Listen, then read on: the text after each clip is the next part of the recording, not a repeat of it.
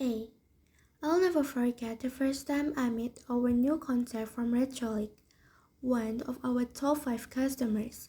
I had traveled to their office to meet him in person, talk about the history of our companies together, and define a shared vision for future cooperations. I wanted to focus on building a good relationship with him, which would be a good foundation for working together. So, when we met, I wanted to make a good impression and also show him respect. I greeted him with a handshake and addressed him by his surname. When I put my hand out, I realized he had been moving it to give me a hug.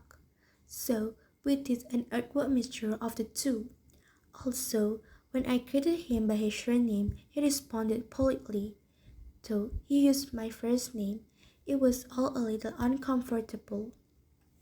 In these situations, I guess, I made assumptions about the level of formality he expected. Even though he had never met me before, he knew our two companies had been doing business with each other for years, and he wanted to build on that history by being less formal with me from the beginning. The real learning here for me was that I shouldn't assume we all have the same ideas about meeting people for the first time. B. I'd never worked with a virtual team on an international project before. It was quite exciting, though also challenging to work with people from different countries, many of whom I would never actually to get meet in person. There were a lot of things that were different about working in the same office, and it was quite challenging at the beginning. For example, there were different time zones, different IT systems, and even different local regulations, which impact on what a person was allowed to or able to do for the project. There were also interpersonal differences, such as different ways of working, approaches to deadlines, and when to reply to emails. And we shouldn't forget the fact that English was the project language and that most people on the team had to work in a language which wasn't their first.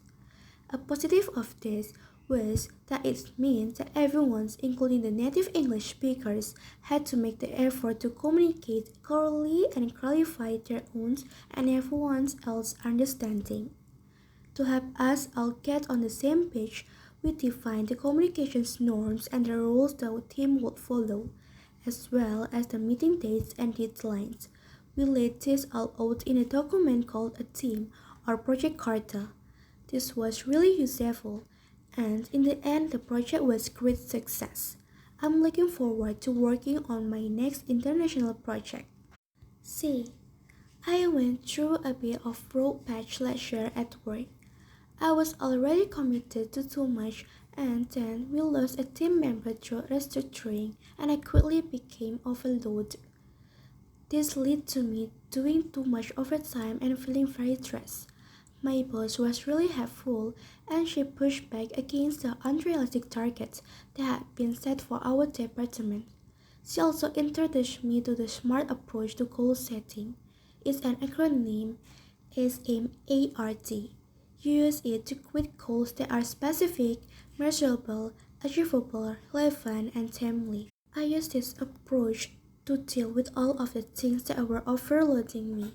It helped me to prioritize some tasks, to do some later, and to drop some completely. I often use this approach now and feel much more in control of my time and workload. T. Have you ever missed a flight or had one cancelled? I did. It happened to me last week. My flight home from my business trip was the last one of the day, and we were told it was going to be delayed. There's always risk at the end of each day. The ground crew kept extending the delay until eventually they canceled the flight completely.